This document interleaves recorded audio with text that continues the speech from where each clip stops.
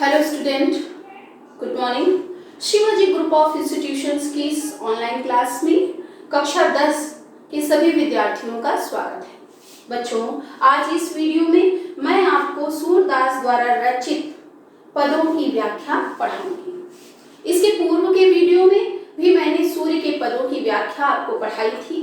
साथ ही मैंने गृह कार्य दिया था कि आपको जितने भी पद मैंने पढ़ाए थे उसकी व्याख्या आपको करनी थी।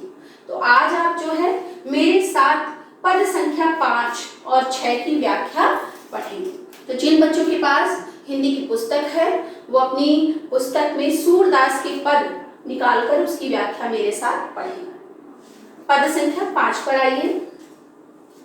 मैया है न चरै हूं गाय, सिगरे ग्वाल घिरावत मोसो, मेरे पाई पिराई, जौन पत्याही पूछ बल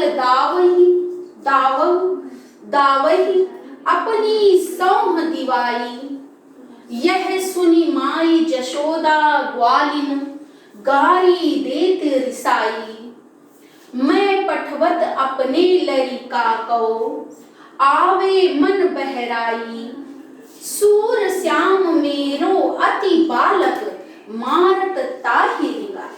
बच्चों, जब मैंने पद संख्या 4 आपको पढ़ाया था तो मैंने आपको बताया था कि भगवान श्री कृष्ण जो हैं माता यशोदा से बाल हट कर रहे हैं। और क्या बाल हट में कह रहे हैं कि हे मैया, मैं भी प्रातःकाल होते ही अपनी गायों को चराने जंगल जाऊंगा। अब जब जंगल में गायों को चराने जाते हैं तो सबसे छोटे होते हैं, तो सारे ग्वाल बाल गायों को घिराने का जो कार्य होता है वो भगवान श्री कृष्ण से करवाते हैं। अब जब वो वापस आते हैं तो उनके पैरों में अत्यधिक क्या है, पीड़ा है। तो माता यशोदा से अपनी पीड़ा का वर्णन करते हुए भगवान श्री कृष्ण जी कहते हैं, क्या कहते हैं, मैया है न चरई हूं गाय, हे मैया, मैं गायों को चराने जंगल नहीं जाऊंगा।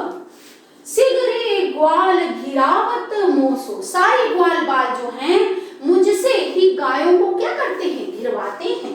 मेरे पाई पिराई, जिससे मेरे पैरों में क्या हो रही है, पीड़ा हो रही है, जिससे मेरे पैर जो हैं वो पिरा रहे हैं। जौन पत्याही पूछ बल दावही, बलदावही मतलब बलदाऊ भैया से, पत्याही माने सौगंध देकर।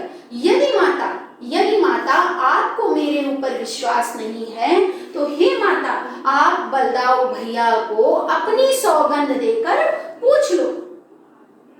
क्या पूछ लो, अपनी सौह दिवाई, अपनी सौगंध देकर पूछ लो। क्या पूछो, यह सुनी माई जशोदा ग्वालिन। सूरदास जी कहते हैं कि भगवान श्री कृष्ण के ऐसे जो है शब्दों को सुनकर माता यशोदा जो हैं वो क्या हो जाती हैं, गारी देत रिसाई। रिसाई माने होता है क्रोधित होकर जो है ग्वाल बालों को, गारी मतलब यहाँ अपशब्द कहने लगती हैं।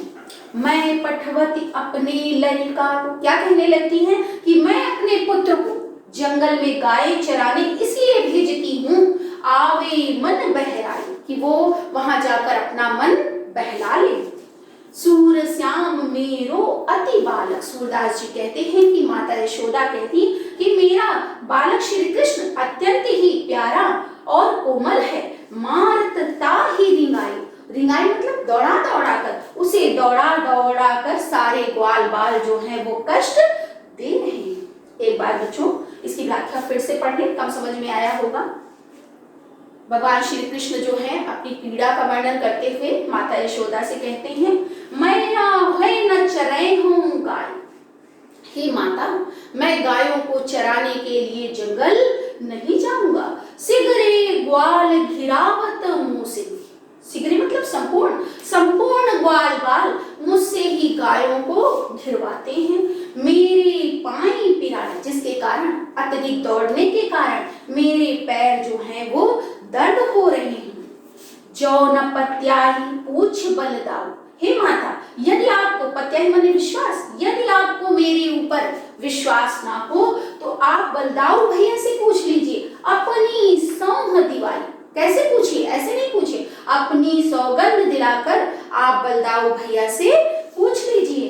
यह सुनी माई जशोदा ग्वालिन, भगवान श्री कृष्ण के व्यथित कर देने वाले ऐसे वचनों को सुनकर माता यशोदा गाई देत रिसाई, रिसाई माने क्रोधित होकर, क्रोधित होकर जो है ग्वाल बालों को अपशब्द कहने लगती हैं। और क्या कहने लगती हैं? मैं पठवत अपने लड़का को, मैं अपने पुत्र को जंगल में गाय चराने के लिए इसलिए भेजती हूँ, आवे मन बहराए, जिससे वो अपने मन को बहलाए। सूर श्याम मेरो अति बालक, सूरदास जी कहते हैं कि माता यशोदा कहती हैं कि मेरा बालक श्री कृष्ण अत्यंत छोटा और कोमल है। मारत ताहि रिंगाई, उसे ये ग्वाल बाल जो हैं दौड़ा दौड़ा कर पीड़ा या कष्ट दे रहे हैं। तो बच्चों आ गया होगा समझ में, बहुत ही सुंदर सूरदास जी ने बाल वर्णन किया है और बाल वर्णन की दृष्टि से सूर्य अपने आप में अद्वितीय है। तो आपको व्याख्या कैसे करनी है बार बार मैं आपको बता रही हूँ। सबसे पहले संकेत डालेंगे, संकेत के बाद क्या डालेंगे बच्चों? संदर्भ, संदर्भ के बाद प्रसंग, प्रसंग के बाद आप क्या करेंगे? व्याख्या करेंगे और व्याख्या करने के बाद आप क्या लिखेंगे? काव्यगत सौंदर्य। क्या लिखेंगे? काव्यगत सौंदर्य। और काव्यगत सौंदर्य के अंतर्गत जो पहला पॉइंट बच्चों बताया था वो क्या था? भाषा। अभी तक तो आपको ज्ञात ही हो गया होगा कि सूर्य की भाषा क्या है? सूर्य की भाषा है ब्रज भाषा। भाषा के बाद क्या पड़ता है? रस। भाषा के बाद रस। तो देखिए इसमें बाल हट है, बाल हट होने के कारण कौन सा रस होगा बच्चों? वात्सल्य रस। कौन सा रस होगा? वात्सल्य, वात्सल्य रस। रस के बाद छंद की बात की जाए तो छंद मैंने आपको बताया था कि सूर्य के जितने भी पद हैं वो सब क्या है? गेय पद। तो छंद में आप क्या लिखोगे? गेय पद, गेय पद। इसके बाद बच्चों अलंकार की बात की जाए तो अलंकार देखिए इसमें केवल अनुप्रास अलंकार है। कौन सा अलंकार है? अनुप्रास। तो जैसे सूर श्याम जहां वर्ण की आवृत्ति हो, जैसे गाई, पिराई, दिवाई, दिशाई, ई आ रहा है ना, तो यहाँ पर अंत्यानुप्रास है। तो आप केवल क्या लिख देंगे अलंकार में? अनुप्रास अलंकार। इसके बाद बच्चों आप जो है गुण कौन सा लिखेंगे? गुण जो कल भी मैंने बताया था आपको कि जहां पर वात्सल्य रस होता है वहां पर माधुर्य गुण होता है। तो गुण कौन सा है? माधुर्य। और शैली की बात की जाए तो शैली जो है वो यहाँ पर मुक्तक शैली है। कौन सी शैली है? मुक्तक शैली। और अविधा शब्द शक्ति है। अब बच्चों हम आते हैं पद संख्या 6 पर। अब आप किसकी व्याख्या पढ़ेंगे? पद संख्या 6 की। देखिए, सखीरी मुरली लीजे चोर, जिन गोपाल कीन्हे अपने बस, प्रीत सबन की तोर। छिन एक घर भीतर निसी बासर, धरत न कबहू छोरी। कबहू कर कबहू अधरन, कटि कबहू खोसत जोरी। ना जानो कछु मेल मोहिनी, राखे अंग अंग भोरी। सूरदास प्रभु को मन सजनी, बांध्यो राग की डोर। बच्चों गोपियां भगवान श्री कृष्ण से अद्वितीय प्रेम करती थी। जब भगवान श्री कृष्ण के हाथों में मुरली आ जाती है तो वो दिन रात मुरली को ही बजाते रहते हैं। परिणाम स्वरूप गोपियां जो है मुरली को अपनी सौतन समझने लगती हैं। और सौतिया डाह क्या होता है? सौतिया डाह।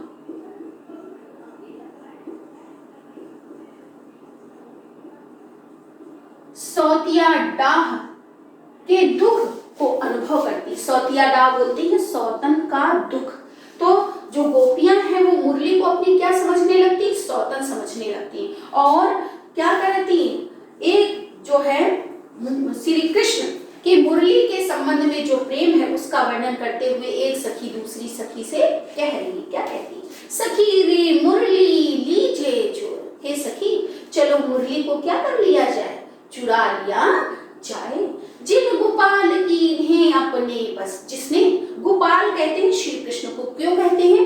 गायों को पालने के कारण भगवान श्री कृष्ण का एक नाम क्या पड़ा? गोपाल। जिन गोपाल कीन्हे अपने बस, जिसने भगवान श्री कृष्ण को अपने वश में कर लिया है। प्रीत सबन की तोड़, हम सभी के प्रेम को तोड़कर जिसने कृष्ण को अपने बस में कर लिया है। 6 एक घर भीतर, एक क्षण के लिए घर के भीतर और बाहर, निसी बासर रात और दिन, धरत नभ कबहु छोड़। भगवान श्री कृष्ण कभी भी मुरली को अपने से अलग करके रखते नहीं है। कबहु कर माने क्या होता है? हाथ। कभी वो मुरली को किस पे ले लेते हैं? अपने हाथों में ले लेते हैं। कबहु अधर, अधर माने होठों पर, कभी अपने होठों पे लगा लेते हैं। कटी कबहु खोसती जोड़, कटी माने होता है कमर, और कभी जो है मुरली को अपनी कमर में खोस लेते हैं। ना जानो कछ मेल मोहिनी, मेल मोहिनी मतलब जादू। ना जाने इस मुरली ने, ना जाने इस बांसुरी ने भगवान श्री कृष्ण पर क्या जादू किया है। राखे अंग अंग भोर, जिसके कारण भगवान श्री कृष्ण जो हैं मुरली को सदैव अपने अंगों से लगाए रखते हैं। सूरदास प्रभु को मन सजनी, सूरदास जी कहते हैं कि जो बांसुरी है, जो मुरली है, वो भगवान श्री कृष्ण के मन को प्रसन्न करने वाली प्रिया के समान है। बांधे और राग की डोर, राग माने प्रेम, जिसने प्रेम की डोर से भगवान श्री कृष्ण को बांध लिया है। तो बच्चों आया होगा समझ में? पुनः एक बार इसकी व्याख्या देख लीजिए। सखी रे मुरली ली जय जोर, प्रसंग में आप बच्चों क्या लिखोगे? प्रस्तुत पद में गोपियों का मुरली के प्रति सौतिया डाह का वर्णन किया गया है। इसका अर्थ क्या बताया था? सौतन का दुख। गोपियां जो हैं वो मुरली को अपनी क्या समझने लगती हैं? सौतन समझती हैं। और एक दिन जो है एक सखी दूसरी सखी से कहती कि चलो मुरली को क्या कर लिया जाए? चुरा लिया जाए। तो उसी का वर्णन करते हुए सूरदास जी लिखते हैं, सखी रे मुरली ली जय जोर। एक सखी दूसरी सखी से कह रही है कि हे सखी चलो मुरली को चुरा लिया जाए। जिन गोपाल की इन्हें अपने बस, जिसने भगवान श्री कृष्ण को अपने बस में कर लिया है। प्रीति सबन की तोड़, हम सभी के प्रेम को तोड़कर जिसने भगवान श्री कृष्ण को अपने वशीभूत कर लिया है। छिन एक घर भीतर, एक क्षण के लिए भी भगवान श्री कृष्ण घर के भीतर और बाहर, निसी बासर रात और दिन, धरत न कबहु छोड़, कभी भी अपने से अलग करके नहीं रखते। कबहु कर, कभी मुरली को या बांसुरी को अपने हाथों में ले लेते हैं। कबहु अधरन, कभी होठों से लगा लेते हैं। कटी कबहु खोसती जोड़, और कभी कमर में खोस लेते हैं। ना जानो कछ मेल मोहिनी, मेल मोहिनी का मतलब होता है जादू। ना जाने इस मुरली ने भगवान श्री कृष्ण पर क्या जादू किया है। राखे अंग अंग भोर, जिसके कारण भगवान श्री कृष्ण उस मुरली को अपने अंगों से लगाकर रखते हैं। सूरदास प्रभु को मन सजनी, सूरदास जी कहते हैं कि जो मुरली है, जो बांसुरी है, वो भगवान श्री कृष्ण के मन की प्रियतमा है। बांधो राग की डोर, जिसने भगवान श्री कृष्ण को अपने प्रेम की डोर से बांध रखा है। तो बच्चों मुझे आशा है कि जो पद संख्या मैंने 6 पढ़ाया है इसकी भी व्याख्या आपको समझ में आ गई होगी। काव्यगत सौंदर्य की यदि बात करें तो बच्चों भाषा वही है, ब्रज भाषा। रस की अगर बात की जाए तो रस बदल जाएगा, रस जो हो जाएगा यहाँ पर कौन सा हो जाएगा? श्रृंगार रस। इसके बाद बच्चों अगर अलंकार की बात की जाए तो अलंकार अनुप्रास तो है ही है, इसके साथ ही बच्चों जो है अंग अंग, इसमें पुनरुक्ति प्रकाश अलंकार है। कौन सा? पुनरुक्ति प्रकाश अलंकार। छंद के पद है बच्चों। अगर शब्द शक्ति की बात की जाए तो यहाँ पर अभिधा है और शैली जो है वो मुक्तक है, साथ में व्याख्या की दृष्टि से भावात्मक शैली है। तो बच्चों आज के लिए इतना ही पर्याप्त है। इस शीर्षक को मैं अपने अगले वीडियो में भी क्या करूंगी? जारी रखूंगी। तब तक के लिए इतना ही। आज का गृह कार्य मैंने आपको क्या दिया है? पद संख्या 5 और 6 की आपको ससंदर्भ क्या करनी है? व्याख्या करनी है। किस कॉपी पर करनी है? HW कॉपी पर करनी है। Have a nice day.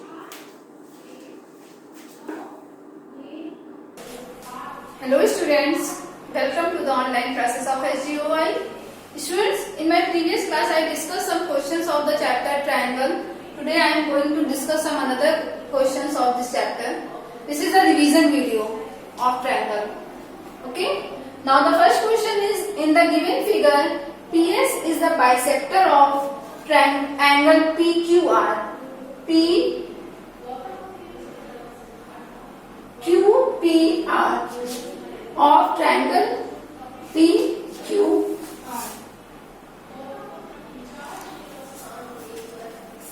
QPR of triangle PQR. Then prove that QS upon RS is equals to PS upon PR. Okay. Let's see the solution. Here students, firstly we construct, here we draw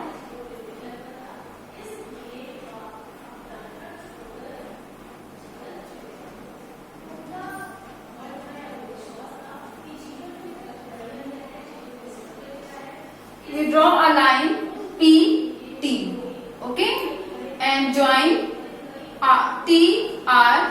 Here PS parallel to TR. PS parallel to TR.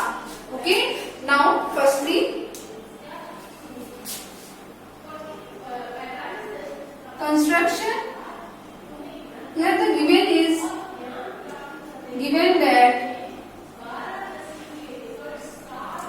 given that a triangle PS is the bisector of angle QPR of triangle PQR. Okay. If PS is the bisector of this, it means these two angles are equal. Means angle QPS is equals to angle SPR. Let this equation number 1. Okay. Now students, construction.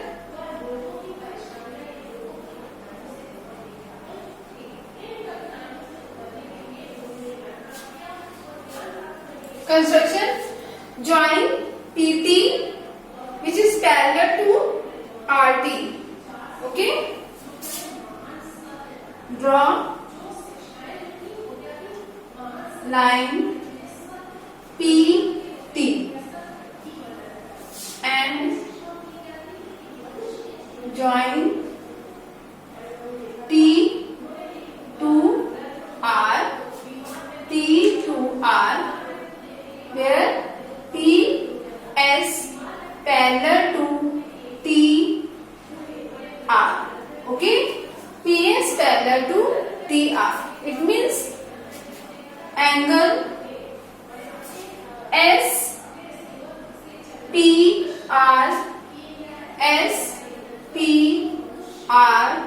is equals to angle PRT.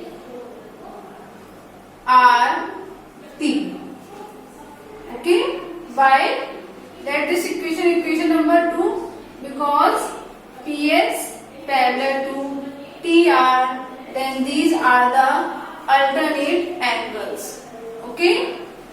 These are the alternate angles. Now students, again angle QPS is equals to QPS is equals to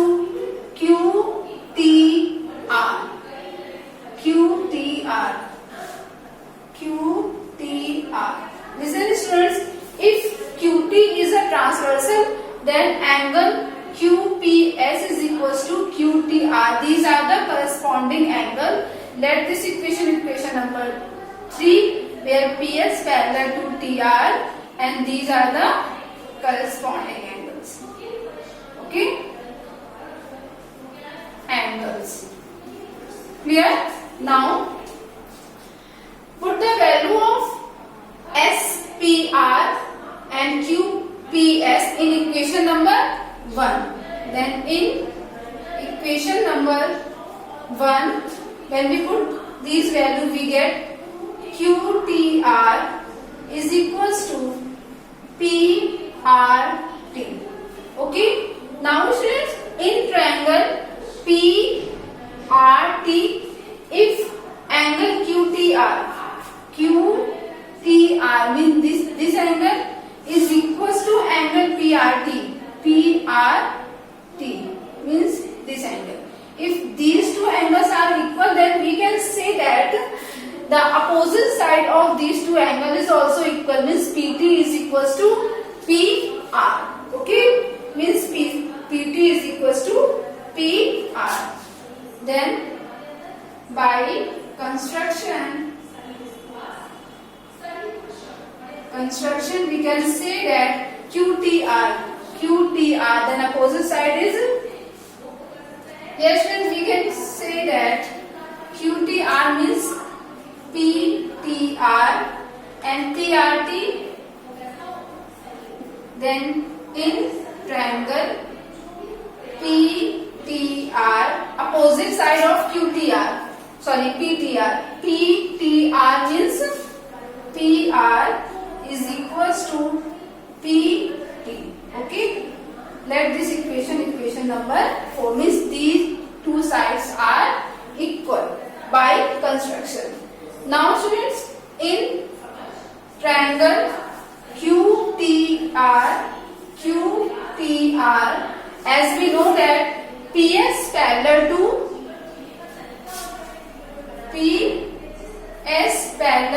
TR, then by BPT, basic proportional theorem, we can say that QS upon SR is equals to QS upon SR is equals to QP upon PT. Now put PT is equals to PR by equation number 4. Then by equation number 4, if we put the value, we get QS upon SR is equals to QP upon PR. Okay.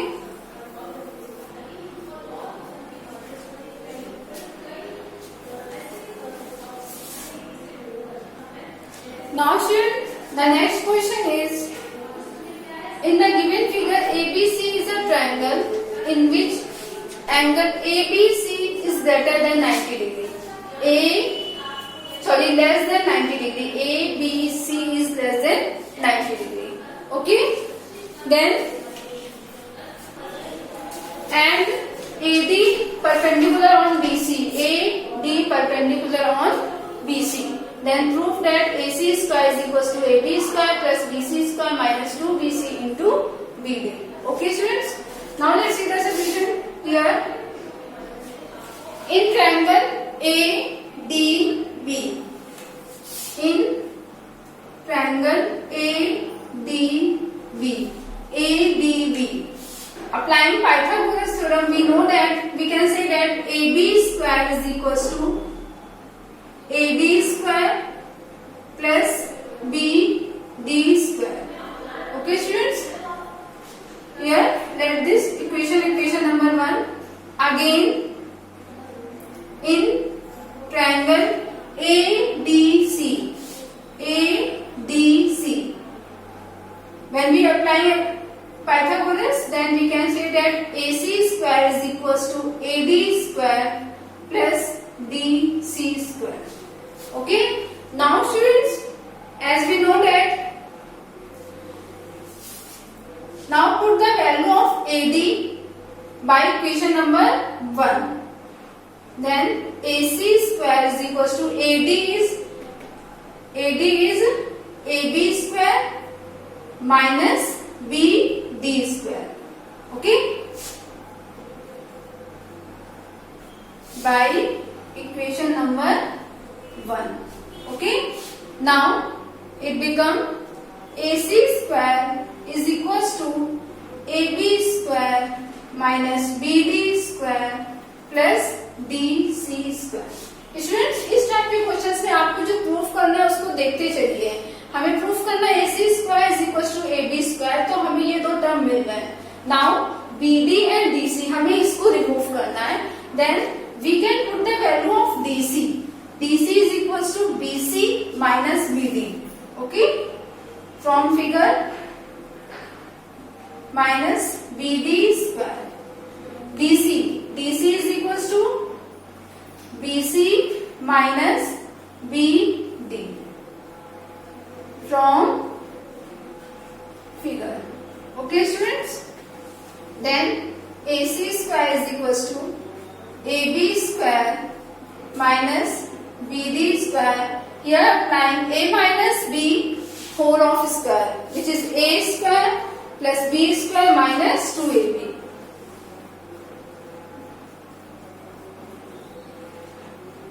Minus 2AB. Okay? Minus BD square plus BD square, when we cancel out, we get AC square is equals to AB square plus BC square minus 2BCB. Okay?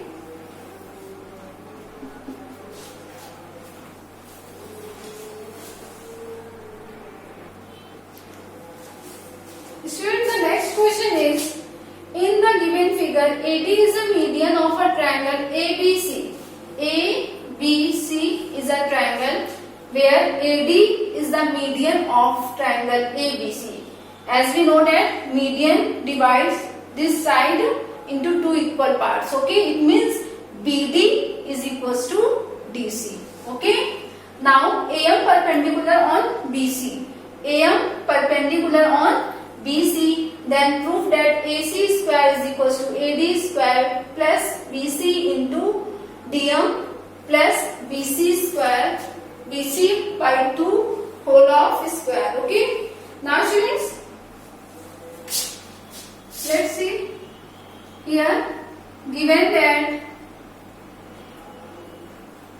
AD is a median of triangle ABC.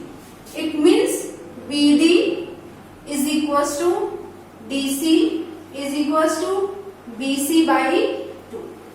Okay? Now in triangle AMD, angle M is 90 degree.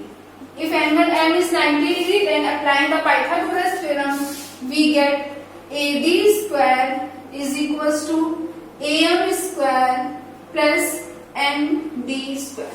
कैसे हम सोचते हैं वो आपको proving के through, यहाँ हमें AD square चाहिए तो हमने AD निकाल दिया. Okay, again here let this equation number 1. Now in triangle AMC,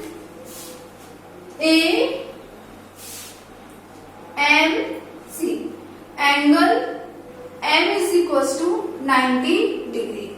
Then again AC square is equals to AM square plus CM square.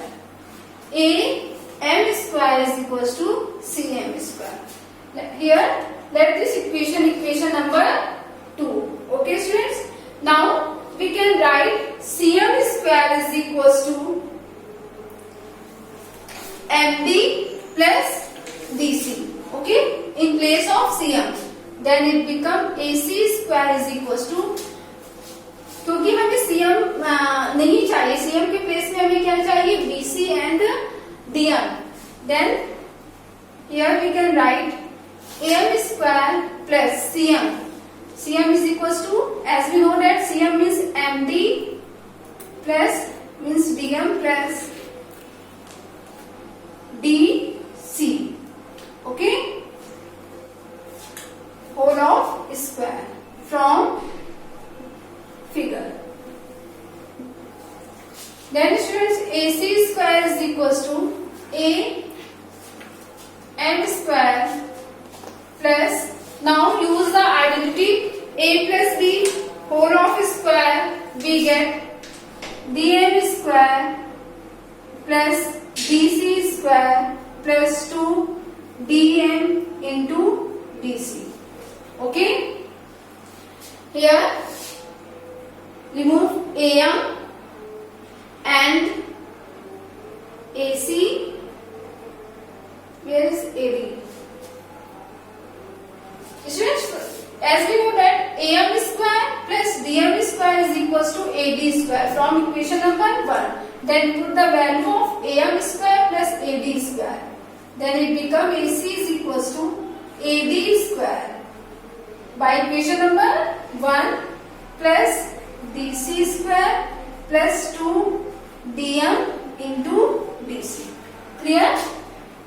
Now DC we can write BC by 2 in place of DC. Okay, then AC square is equals to AD square plus DC means BC by 2 whole of square plus 2 into DM.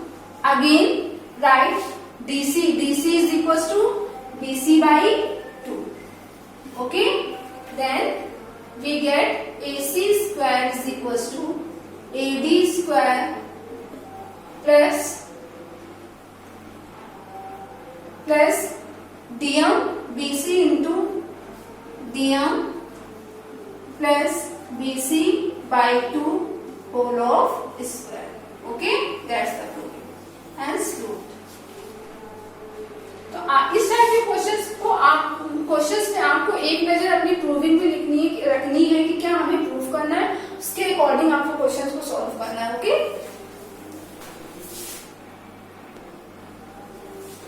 Okay students, that's all for today. We will discuss a new chapter in my next class. Thank you so much.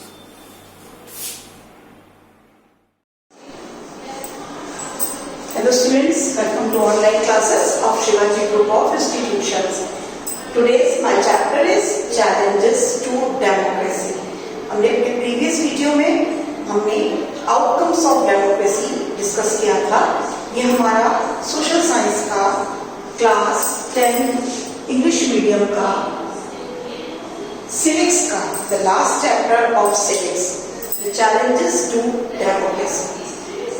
हमने outcomes of democracy में पढ़ा कि किस तरीके से democracy के जो outcomes थे वो 3 पार्ट में डिवाइड होकर हमने पढ़े. The first is the social outcomes, the second is economical outcomes and the third is political outcomes. Because the basic outcomes of the democracy is political and economical equality. क्या हमने पढ़ा कि जो main outcome है democracy का वो political और economically equality है, इक्वल होना. ठीक है, अब हम आज पढ़ रहे हैं कि किस तरह से जो डेमोक्रेसी है वो कैसे एस्टैब्लिश होती है, या जब एस्टैब्लिश होती है उसके बाद मतलब एस्टैब्लिश होने के लिए, देन एक्सपेंशन के लिए, देन उसको डीपनिंग होने के लिए कौन कौन से चैलेंजेस हैं जिसको वो फेस करती है.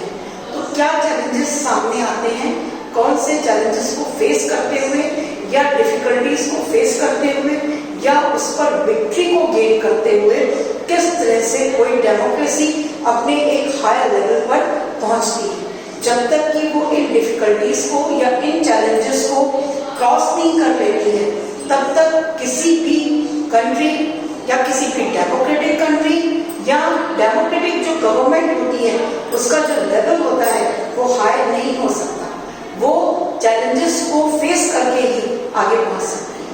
तो हम पढ़ेंगे कि कौन से चैलेंजेस हैं जिनको डेमोक्रेसी फेस कर रही है.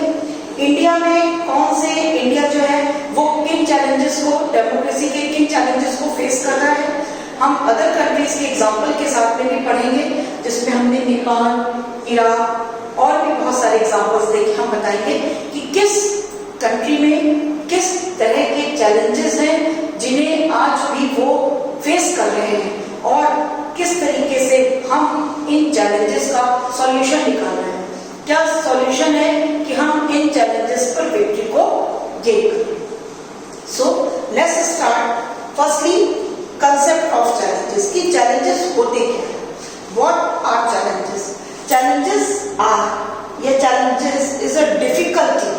सबसे पहले चैलेंजेस एक डिफिकल्टी है that carries within it, जो कि विद इन इट उसी में कैरीज करती है डिफिकल्टीज को, एंड अपॉर्चुनिटी फॉर प्रोग्रेस।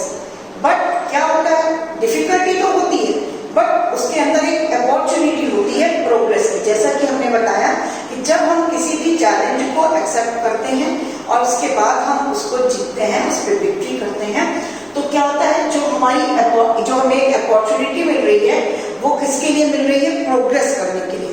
तो हम जो लेवल है हमारा प्रोग्रेस का वो ऊपर होता जाता है। तो challenges is a difficulty with in it and opportunity for progress, progress की अपॉर्चुनिटी मिलती है। तो ये हो गया कि चैलेंजेस होते क्या हैं। अब डेमोक्रेसी के कौन कौन से टाइप्स हैं चैलेंजेस के, मतलब कि डेमोक्रेसी को किन चैलेंजेस को फेस करना पड़ रहा है। Types of challenges, the first is foundational challenge. जो the first challenge of the democracy is foundational challenge, and the second challenge faced by democracy is challenge of expansion, challenge of expansion, and the third challenge faced by democracy is the deepening of democracy, democracy की deepening, deepening का मतलब उसको एक गहराई और मजबूती देना। deepening, deepening is a new word, इसलिए मैं उसकी हिंदी बता रही हूँ कि कोई मतलब डेमोक्रेसी को एक गहराई और एक मजबूती देना, that is called the deepening। तो there are the three जो है challenges faced by the democracy, the foundational challenge, challenge of expansion and deepening of democracy, very important chapter। और बोर्ड में 100%, 100 नहीं तो 99.9% जो होता है challenges of to democracy, बहुत ज्यादा क्वेश्चन पूछा जाता है। जो ये challenges हैं, ये 3 challenges, these 3 challenges are very important। आपको ये 3 चैलेंजेस हर कंडीशन पर आने चाहिए। Foundational challenge, challenge of expansion और डीपनिंग ऑफ डेमोक्रेसी। और सबसे बड़ी चीज, आपको हर एक चैलेंज का एग्जांपल पता होना चाहिए। फॉर जैसे कि फाउंडेशनल चैलेंज जो है हमें किन कंट्रीज में देखते हैं, या चैलेंज ऑफ एक्सपेंशन किन कंट्रीज को फेस करना पड़ रहा है, और डीपनिंग ऑफ डेमोक्रेसी में कौन कौन से जो है वो कंट्रीज आते हैं। तो ये इनके जो कंट्रीज हैं वो इनके एग्जांपल हैं। वेरी शॉर्ट्स में या मल्टीपल चॉइस में चैलेंजेस और उस चैलेंजेस को फेस करने वाले कंट्रीज के बारे में जरूर पूछा जा सकता है। तो ये जो क्वेश्चन है चैलेंजेस का और जो ये चैप्टर है, it's very important for the board exams. सो आज हम फाउंडेशनल चैलेंज को एक्सप्लेन करेंगे। फर्स्ट है जो हमारा, नेक्स्ट वीडियोस में हम चैलेंजेस ऑफ एक्सपेंशन और डीपनिंग ऑफ डेमोक्रेसी को एक्सप्लेन करेंगे। Now start with foundational challenge. अब what are the foundational, foundation का क्या होता है, फाउंडेशन का मतलब होता है किसी चीज का फाउंडेशन, मतलब कि नींव यानी बुनियाद। तो सबसे पहली चीज या सबसे पहला जो चैलेंज है जो डेमोक्रेसी फेस करती है वो ये है कि उसका फाउंडेशन होना। क्यों? क्योंकि हमने जैसे स्टार्टिंग से पढ़ा हुआ है कि जो डेमोक्रेसी का आना, कितने सारे मूवमेंट्स, कितने सारे स्ट्रगल्स, इसके बाद रेवोल्यूशंस के बाद जो है हमारी पब्लिक के रेवोल्यूशन के बाद। क्यों? क्योंकि कहीं पर भी डेमोक्रेटिक कंट्री बनना हो या डेमोक्रेटिक गवर्नमेंट आना होता है तो जो मेन स्ट्रगल होता है जो वहाँ के सिटीजन्स का, वो किसके साथ होता है, वो वहाँ पे उनके रूलर्स के साथ में होता है। बिकॉज जो नॉन डेमोक्रेटिक कंट्रीज होती है वो या तो मोनार्की होती है या डिक्टेटरशिप होती है। तो डिक्टेटर्स और मोनार्क के साथ में स्ट्रगल करना या मूवमेंट करना या रेवोल्यूशन करना इज वेरी टफ। तो जो फाउंडेशनल चैलेंज है ये डेमोक्रेसी का फर्स्ट चैलेंज है जो कि स्टार्टिंग से बहुत सारी कंट्रीज को फेस करना पड़ा। और आज भी आप देखेंगे तो बहुत सारी ऐसी कंट्रीज हैं जहां पर अभी भी डेमोक्रेसी नहीं आती। आज भी बहुत सारे नॉन डेमोक्रेटिक कंट्रीज भी हैं। जैसे कि अभी हमने कुछ सालों पहले ही हमने नेपाल का एग्जांपल देखा था। नेपाल में बहुत दिनों तक मोनार्की को झेला, वहां पर मोनार्की थी। तो हम यहाँ पे नेपाल का और इराक का एग्जांपल भी क्लियर करेंगे। बट पहले फाउंडेशनल चैलेंज क्या चीज है? Countries which are not under democratic government, वो कंट्रीज जो अभी भी डेमोक्रेटिक गवर्नमेंट के अंडर नहीं आई है, वो सब क्या है? फाउंडेशनल चैलेंज को फेस कर रही है।